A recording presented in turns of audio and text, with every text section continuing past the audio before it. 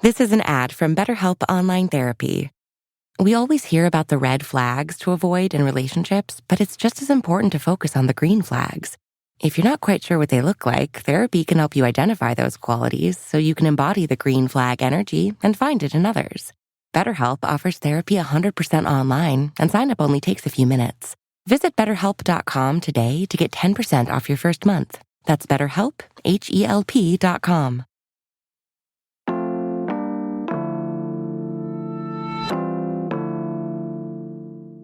Today on CityCast Pittsburgh, if you're into Ferris wheels, you may be excited about the new one coming to the North Shore. It's part of an enormous $740 million development project called the Esplanade. It's slated to get built in phases in Chateau there between Manchester and the casino, and there's a lot of buzz about this plan, what it could do for all that empty space along the riverfront.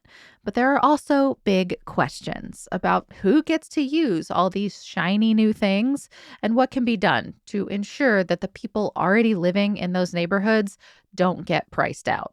I'm with a couple local reporters to talk it all through.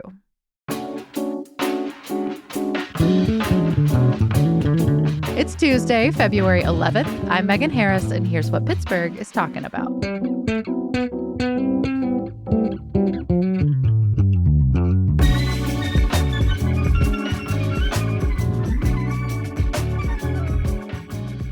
I'm with Rich Lord, the managing editor over at Public Source, as well as Eric Jankowitz, the economic development reporter. Thank you both for coming in. Thanks for having us, Megan. Yeah, thanks for having us, Megan. So, Eric, remind us what this whole Esplanade project entails. You know, it's over there on the North Shore, and it's really, really big. I feel like we've been talking about this for such a long time. Yeah, right next to the casino. Also, the trail is over there, and the developers, Pyatt, they plan on incorporating the trail somehow into it. So they kind of envision 6 to 7 buildings going up, and that there would be like a certain amount of like green space put aside, and then a certain amount of like retail, and then residential apartment units. Yeah, it's really a mixed use space. I mean, Rich, I'm looking at you because I feel like you have the most experience in this room in town. That space has been blank for a really long time. Yeah, anybody who's ridden a bicycle down the trail from the Science Center toward the old prison knows that that's been just a wasteland for ages and ages. And the whole idea of turning it into Esplanade started just emerging on the scene around 2016. And, you'll recall there was some activity at the very beginning of kind of pandemic era. Yeah. And I guess I kind of thought when the pandemic hit, hey, this ain't going to happen. But, it came back. And therefore, that's why the price has gone up so high. It's just been out there and evolving for such a long time. Yeah. And I mean, the project itself has changed quite a bit, too. Like I remember in original renderings, it had like a wave pool that's shifted now. But it sounds like a lot more residential. There's the hotel. There's the Ferris wheel, which, of course, everybody's talked about. A marina, a winter garden, parking lots, spaces for entertainment, incubator spaces, public restrooms, which would be kind of vital in that part of town. Yeah, turning it into kind of almost a wonderland on the North Shore. That's how it's being sold. You got to talk about it. Like, you got to hype it up, right? Yeah, and there's also, I think, an emphasis on, at least the way developers pitch it, is wanting to open up that chateau area to the Manchester neighborhood and create a bridge between the two neighborhoods. And there's some level of effort that they're claiming their community engagement is a big part of what they're doing, and just aware of Manchester's sort of historical importance and wanting to connect that to the waterfront. Yeah. Because I mean, Chateau is a little bit more of like, there's just more businesses there. It's less residential. It's kind of split by that train track that goes near 65. But then Manchester, Eric, you point out in a lot of your great reporting that it's Pittsburgh's biggest historically Black neighborhood, and has not seen a lot of investment in a long time. How is Pyatt reaching out to the organizations there? And I know there's a shifting landscape about how they're doing that too. So please tell us how it's working. I think just from a reporter's perspective, it's kind of a hard question to answer, because there's a sense from some people that there hasn't been enough outreach. In a recent meeting I was in the middle of January, it was a Manchester Citizens Corporation development kind of meeting where That's one of the, or I guess probably the oldest neighborhood group there. Yeah. I think they go back to like the 60s or so. But that group held a meeting in January between Councilor Dan Lavelle and just like developers and various state representatives and community members. And there were a lot of people there who said that they had lived there their whole lives and had either only heard about this Esplanade development maybe once or twice, or they said they hadn't heard about it at all. But then you have people on the other side that are saying, we're holding all of these meetings. We've been holding meetings since 2021, 2020, going back a bit. Yeah. So there's a lot of like varying perspectives, I think, in the neighborhood. And one of the other things that some people in the neighborhood kind of mentioned was this sense of like, how are we going to be able to like enjoy the benefits of this development? They're like, where were you guys when Manchester was like, in the mention of gang wars and violence? Like, where were all of these like development interests when we were like really suffering here? And now that like it's like maybe raising in real estate value, you have all these developers coming in. Where were you guys before? Why aren't you including us now? So there's like a sense of like almost like hurt or rejection from some people in the community, I think. Yeah. I mean, one of the other things I was struck by is just like, I didn't realize that there's also this like, regulatory hurdle too, to like bargaining with a developer, that you have to be like officially registered. This Manchester group you were talking about, they're not. But a couple other groups have come up to go through the process and get themselves registered so that now they can sit at a table and try to, argue for some of the community benefits that like they've seen their neighbors in the Hill District argue for, as they bargain with the Penguins. Yeah, towards the end of last year, it felt like there was kind of a scramble in the neighborhood to have like official representation through registered community organizations. And the result of that is now they have two. They have the Manchester Chateau Partnership Alliance, and they also have Manchester Neighbors. And both of those groups have said that they support the Esplanade development, including Manchester Neighbors. They are just concerned with how that development will benefit longtime residents of Manchester. And there's more concern and skepticism from members of Manchester Neighbors that maybe they won't get a slice of the pie, so to speak. Yeah, and you talk about this in some of your reporting too, that the folks in charge of Manchester Neighbors used to be in charge of the other group that's not officially registered. It's like, it feels very Pittsburgh to me that like there's so many pieces where folks are connected in different ways in one, neighborhood in Pittsburgh. It always goes back to history, doesn't it? Yeah, you'll remember even 10 years ago in places like Lawrenceville, there might be three groups informally vying to be kind of the voice of the neighborhood. Mm-hmm. And about 5 years ago, the city created this program where entities could become, kind of the official voice, the registered community organization. But they didn't put together much of a process for deciding who would be that official voice. And they allowed more than one group to apply to be the registered community organization. So now you have in a couple places in the city, 4 or 5 RCOs officially representing given slices of the city. And in Manchester, you've got 2 RCOs rooted in some decades-old rivalries, now kind of attempting to kind of claim the mantle of, Voice of Manchester. Yeah. So how's it going? Have they been able to talk to developers? I know they just got registered recently. I think the next sort of step or the next possible battleground, so to speak, that we'll see on this of kind of seeing who demands what from the developers will come once the actual phases of the development start going through. And they'll have to go through City Planning Commission and Urban Redevelopment Authority Board. And both of those government bodies have like a place for the public to sort of give their input or share their opinion. Is that going to be all of Pittsburgh or just like Manchester Neighbors, that kind of thing? Like all neighbors, lowercase n neighbors, like people who live there? No, it'll be all of Pittsburgh, yeah, because the Urban Redevelopment Authority, City Planning Commission, that's like a citywide thing where they advertise or put out their information to the whole city, and anybody could speak, and who knows what value somebody from Polish Hill will have versus somebody from Manchester. But in theory, everybody sort of gets a whatever the 3-minute time to speak or whatever it is. Yeah, I mean, I can imagine like if you live in Hazelwood or say Homestead, you might have a strong opinion about how things are done on the other side of a train track. You know what I mean? Mm-hmm.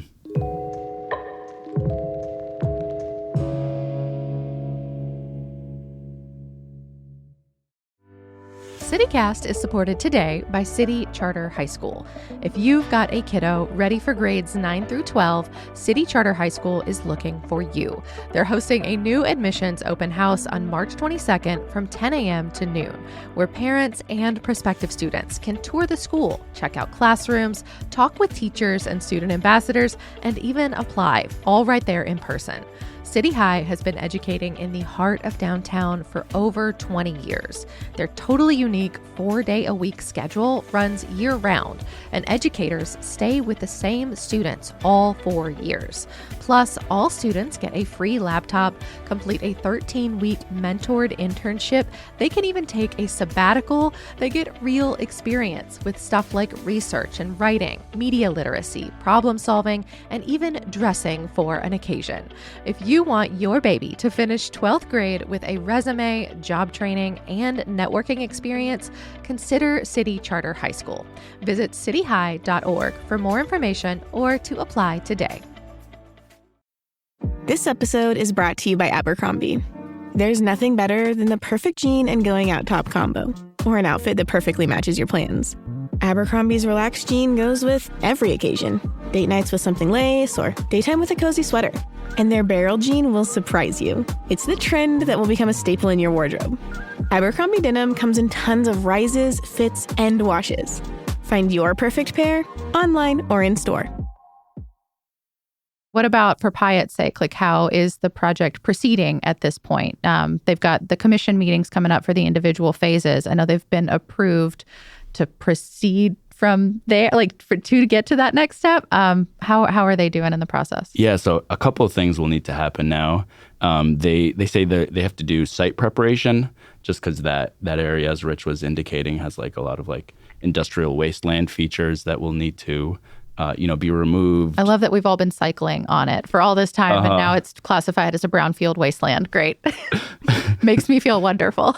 It doesn't seem too brown, though, when you're biking through it in the summer. No, in fact, it feels the opposite. It is covered in knotweed in certain corners, so you just kind of have to bushwhack your way through a few corners of it. And knotweed is something the Pyatt developers actually mention as like part of the site prep, because that's an invasive weed species or whatever you call it. So that will have to be removed completely. Yeah, and I was fascinated to learn it's also in a floodplain, which I don't think I realized. Yeah, so they have to have like a whole 100-year flood plan in place for it, just because it's right along the Ohio River. And raise it 2 feet, which I know with once you get the diggers and out there, it's not going to take that long. It's not that dramatic, but when you're standing on something and you imagine raising it up 2 feet, it feels like a lot. It seems monumental. Yeah. And I think that's why all of these construction dates are so far out. I mean, their website says that they're going to be doing development between 2026 and 2029. And that's when they're going to break ground, is 2026. Mm-hmm, yeah.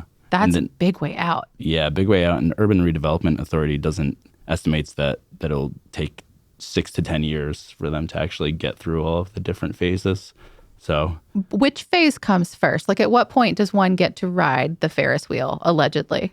We were just wondering that on the drive over here, actually, because the site itself is split up into property that's owned by Urban Redevelopment Authority, and then property that's either owned by Pyatt themselves or one of their subsidiaries. So we were wondering which one would go first, because there's no, in the master plan that city planning approved, there's no, at least not that I think of, there's no prescriptive, you have to do this one first, you have to do that one second. I think it's just left up to the developers, whichever one matures the earliest and whichever one is most readily available to be pitched to city planning and the Urban Redevelopment Authority. Yeah. I mean, when I step back a little bit, I guess you look at Pyatt, this group used to be called Millcroft. They have such a track record of completing these really complicated, complex, big projects. I'm curious if there's any from maybe recent past that y'all could point to that maybe folks would recognize. Yeah, I mean, Pyatt's been around for about 60 years now, and as you said, they used to be called Millcraft, and I guess their signature was South Point, which is you drive down Interstate 79 and cross the border into Washington County, you see this massive industrial park alongside the highway, which involved, I'm sure, moving a huge amount of dirt. And then they kind of were viewed as suburban for quite a while. And then, Bob O'Connor and Luke Ravenstahl kind of brought them into city development. They've so done now a we're in lot the here. 2000 and to 2006-ish 2006-ish, yeah. They started emerging as a city developer, took the old Lazarus building, turned it into Pyatt Place, did a number of other hotel and restaurant, residential things downtown. So they've really come into their own as an urban developer. One in particular that I've seen the inside of several years ago now, but they converted a big office tower. It was a state-owned office building that overlooked Point State Park and made it into like high-end residences, which Riverview, right? Yeah, which we talk about that now, like as we're having this discussion about like property reassessments and like the value of these big old skyscrapers. This company has actually done that. They've taken the step of converting a probably not very pretty office building and making it into apartments or condos. With one of Pittsburgh's first car elevators, as I recall. Oh, fancy. I mean, what's y'all's prognosis in terms of the next step of the process? I feel like you both have lots of experience now following some of these big development projects and kind of keeping folks abreast of the changes as they come. I think neighbors are generally, like any of us, we're all kind of excited about something happening, and like there's certain interest in like, oh, there's activity going on. And I think the concern or fear from some residents is just like, what level will they be involved in the planning process, or they might feel like maybe they'll be left out of the development and maybe not get like the benefits that might come with increased real estate value and that kind of thing. Has Pyatt indicated that they're, willing to talk? Yeah, they have, and they've even said that they're going to put a certain percentage of their apartment units aside for like quote unquote affordable housing. I think in our stories we've described it as like moderate income levels. Yeah, if I'm remembering correctly, it was like 80% of the area median income. Like if you listen to the show a lot, you've heard us talk a lot about inclusionary zoning, which deals more in that 30% to 50% range. Yeah, you got to look at those percentages and see like what it actually like corresponds to. Like the lower the number, the lower the income level. Yeah. But Pittsburgh has almost zero track record for creating big development that kind of organically improves the lot of the communities around it. I mean, they're trying really hard to make that happen in Hazelwood, but the history has been either that the development stays in its little area and doesn't affect the surrounding neighborhood, or it causes gentrification in the surrounding neighborhood. And in this case, they're trying to hit that sweet spot in between. And there's going to be, there's been kind of uneasy peace in the neighborhood, but as the details start to firm up and the neighborhood seeks kind of guarantees that they're going to not gentrify, but nonetheless bring growth, that's going to be when we see potentially some fissures emerging. Can they make any kind of guarantees in that way, like, to try to prevent gentrification?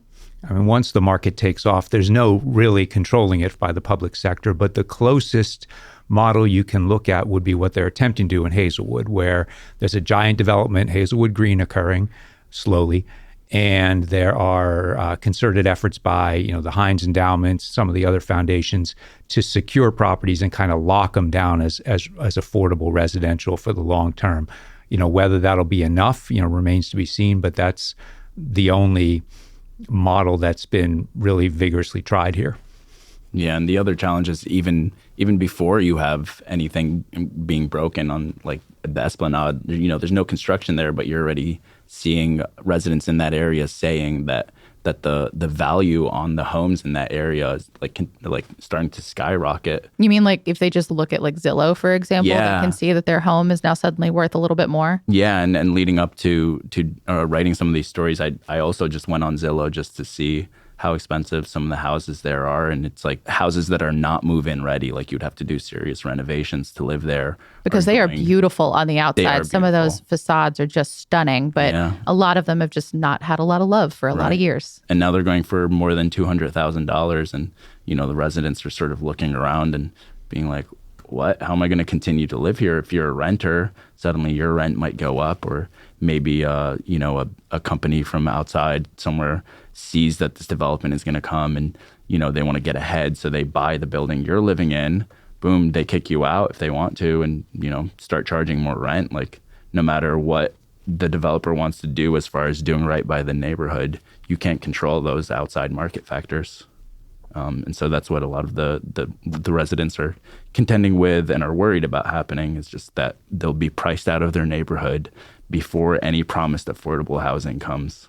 Is there anything the city can do to mitigate any of that on the front end? You indicated a little bit with inclusionary zoning. I think that's one way they've been trying to tackle this issue. You've seen a number of decades now of folks moving into neighborhoods that had been disinvested after the late 60s and kind of organically rehabilitating. And oftentimes it's white households moving into largely black neighborhoods. Manchester, the racial balance has shifted in Manchester. It's significantly more white than it was a decade ago. And as folks have kind of become urban homesteaders there, prices have gone from kind of the mid 5 figures for a house to, as Eric mentioned, $250,000. There was even a place, I think, listed for above $500,000 recently in Manchester. Yeah, and when you pull out of that neighborhood itself and you start looking at other North Side neighborhoods, they've also experienced a pretty high rise in price in real estate and that sort of thing. Even when I moved to the city in 2017, one of the first places I lived was on Buena Vista Street in the Mexican War Streets. I was paying maybe $700 for my rent for a 2-bedroom. And, towards the end of living there, like 2019, 2020 or so, it just became too expensive even to rent. I mean, I wonder how much of that is, just it's the story of the city. And a lot of our city neighborhoods, particularly ones that are trying to reinvent themselves to some extent, like, the North Side has been doing all of this work along Federal Street and East Ohio Street. And they've been talking about trying to work on that 65 corridor forever. Some of that probably would have happened anyway, but I imagine a huge, maybe eventually billion-dollar development is going to radically shift how quickly it comes. Yeah, and I think we all generally like nice things, and it's just a question of who are those nice things for, and how do you get everybody to be able to take advantage of those nice things, especially once you start thinking about developments divert taxes, or they you have like tax credits that cities will give, and so that's where organizations like Manchester Neighbors are like, okay, great, you're doing this project, you're using our taxpayer dollars, how are we benefiting from it? And some of them might see, you're using taxpayer dollars to kick me out of my neighborhood. Yeah, I mean, I'm glad that the neighbors are asking these questions on the front end. I'm glad that folks are focused on it. And I'm really grateful that you are on top of it as a reporter. You can find all of the stories that we referenced today in our show notes and at publicsource.org. Eric, Rich, thank you both. Thanks, Megan. Appreciate it.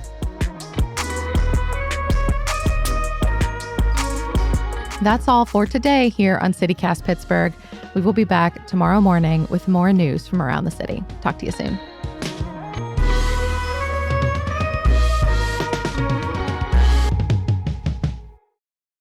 Devices on silent.